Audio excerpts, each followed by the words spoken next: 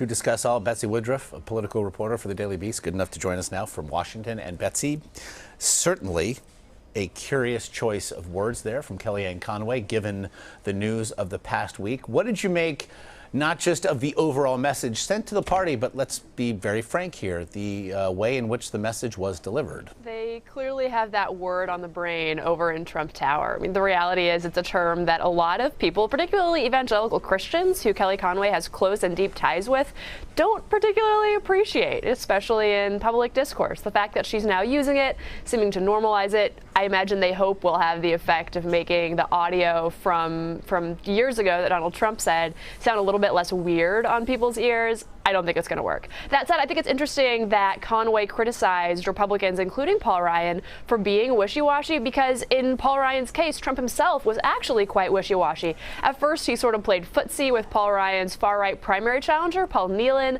Then he supported Ryan. Now he's coming out saying he thinks Paul Ryan is terrible. It's very much sort of a parallel vacillation on Trump's part. The relationship between Paul Ryan and Donald Trump is super weird and inconsistent, and it's a two-way street there. Is it your sense that Donald Trump truly believes it at this point, that he doesn't need GOP leadership to win in November?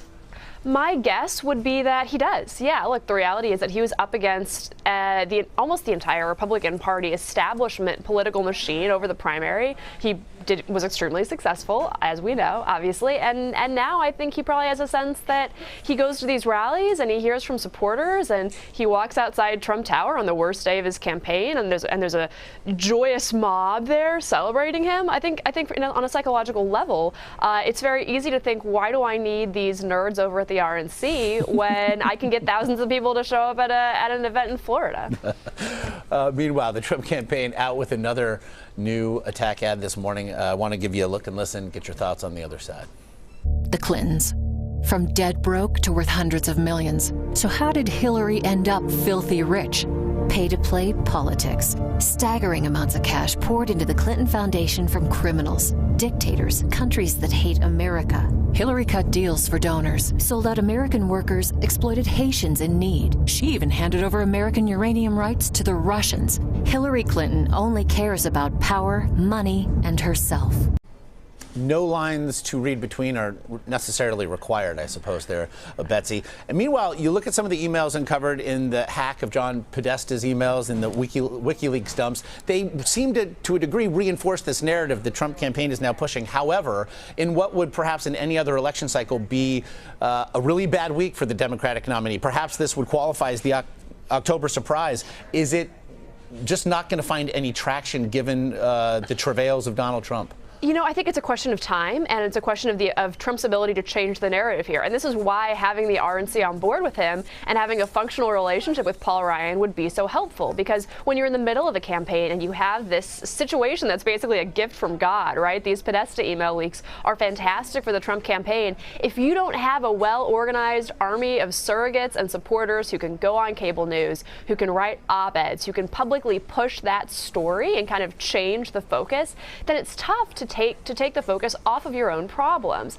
If Trump and Paul Ryan were working together better, it would be easier for him to drive this message home. But instead, he's having to divide his resources between going after Hillary Clinton, parsing the Podesta emails, and figuring out whether he's going to try to torch Paul Ryan or make nice or who knows what. It's just an inefficient use of his time this close to Election Day that he's simultaneously trying to infight and fight Hillary Clinton. Well, and so as Hillary Clinton hits the trail this week, making rather policy-specific appearances from what we are told, perhaps trying to really show what a Clinton presidency would look like. Obviously, we're seeing the scorched earth from the Trump campaign.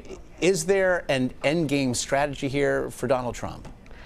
That's a good question. The end game obviously depends on how the election goes. I mean, it's interesting because a lot of his staffers are poised to be in very lucrative and influential positions if Hillary Clinton wins.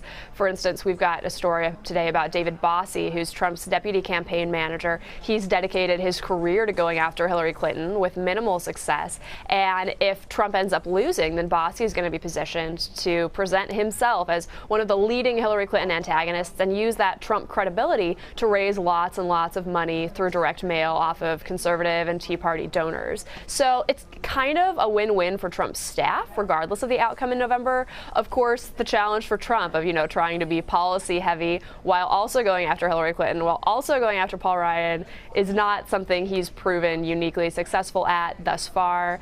But we've got 27 days to go. Anything could happen. So, Okay. just sit back and see what happens. So that's Trump's staff. How about Trump's party, such as it is? I mean, it comes, again, USA Today today says essentially 1/4 of all GOP governors and lawmakers will not be endorsing their own nominee. That number actually rather reflects the number of likely GOP voters. Donald Trump needs that number in the mid-90s. It's hovering in the mid-70s. What then to make of the GOP come November 9th? I think there is an existential problem, a fundamental rift within the GOP between party leaders, influential big money types who are really invested in comprehensive immigration reform and increasing foreign trade, lowering trade barriers, between that sector of the party and the Trump sector of the party that's sort of doggedly devoted to deporting undocumented immigrants, building a wall, drastically limiting legal immigration levels, and also limiting foreign trade. Those two camps are not going to be able to compromise. Neither of them are going to be able to make deals with each other or agree to disagree on these issues that are really essential for both of them and upon which they're both diametrically opposed. I think whether Trump's in the picture or not, that's a massive, and I think, at least for the short term, permanent rift that's going to be really hard to resolve. And one thing I'm curious about is how Republicans look at those issues and talk about those issues, regardless of who's president, in the wake of November 8th. Yeah, as Susan Page of the USA Today told me today, the Civil War was always coming in the party. It just got here a month early. The Daily Beast, Betsy Woodruff, as always, we appreciate the time. Sure thing.